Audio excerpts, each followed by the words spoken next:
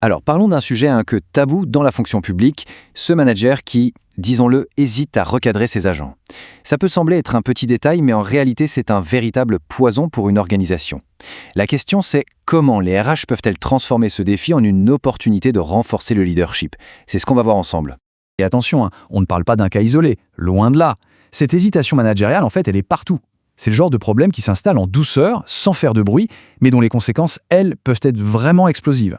Bon, la question qu'on peut légitimement se poser c'est mais pourquoi? Qu'est-ce qui fait qu'un manager choisit d'éviter une conversation qui est certes difficile, mais pourtant absolument cruciale? C'est ce qu'on va essayer de comprendre.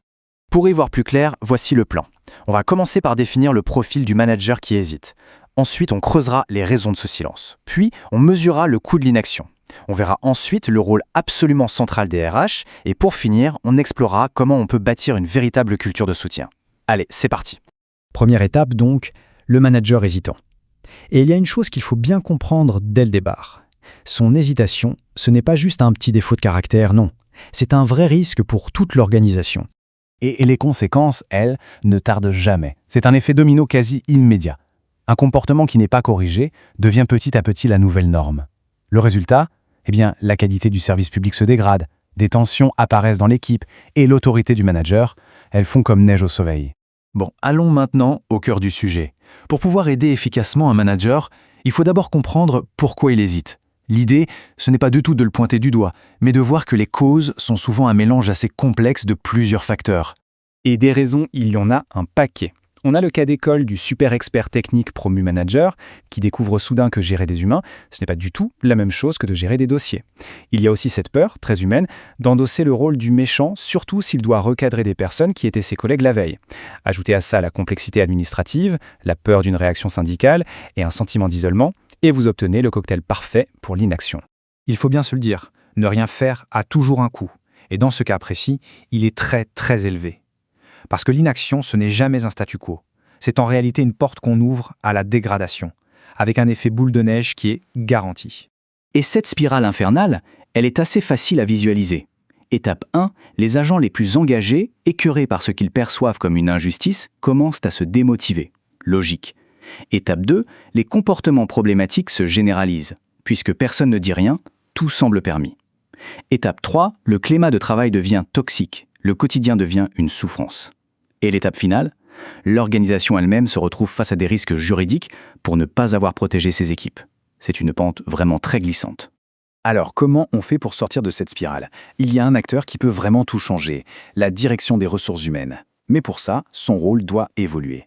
Il ne s'agit plus d'être simplement un administrateur, mais de devenir un véritable coach, un partenaire stratégique pour les managers. Le point de départ, c'est la loi. Et elle est, on ne peut plus claire. Le code de la fonction publique le dit noir sur blanc. L'autorité hiérarchique, ce n'est pas une option. C'est un pilier fondamental du service public. C'est même une obligation. Et c'est vraiment là que tout se joue. Le rôle des RH n'est pas de remplacer le manager et encore moins de le sanctionner.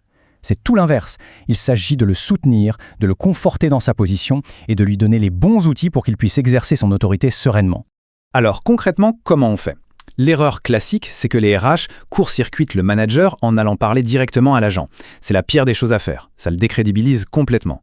La bonne méthode, c'est de se poser avec le manager, d'abord analyser la situation ensemble, ensuite l'aider à préparer l'entretien, et enfin sécuriser sa démarche du début à la fin. On s'attaque à la racine du problème, pas juste aux symptômes. Et pour agir à temps, il faut savoir capter les signaux faibles. Une augmentation des petits conflits, des agents qui expriment un sentiment d'injustice, une hausse de l'absentéisme, ou le signe qui ne trompe pas, des agents qui contournent leur chef pour venir voir les RH directement. Tous ces voyants doivent s'allumer. C'est souvent le symptôme d'un problème de management de proximité. On en arrive à la solution de fond, celle qui est vraiment durable. Parce que gérer les problèmes au cas par cas, c'est indispensable, bien sûr, mais construire tout un écosystème où chaque manager se sent équipé et soutenu, c'est ça la véritable victoire.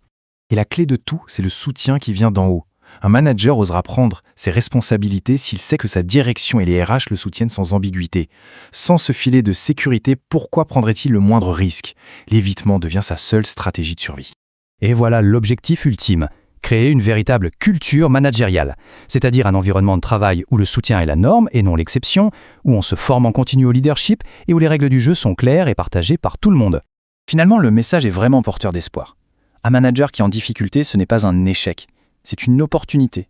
L'opportunité de l'aider à grandir, bien sûr, mais aussi une occasion de remettre les règles au clair pour toute l'équipe et d'assainir le climat de travail pour de bon. On va se quitter avec cette dernière question. Souvent, face à un problème, on pense que la solution la plus simple, la moins risquée, c'est de ne rien faire. Mais quand on voit tous les dégâts que l'inaction peut causer, le vrai risque, au fond, n'est-ce pas justement de rester les bras croisés? Ça mérite réflexion. Merci de nous avoir suivis.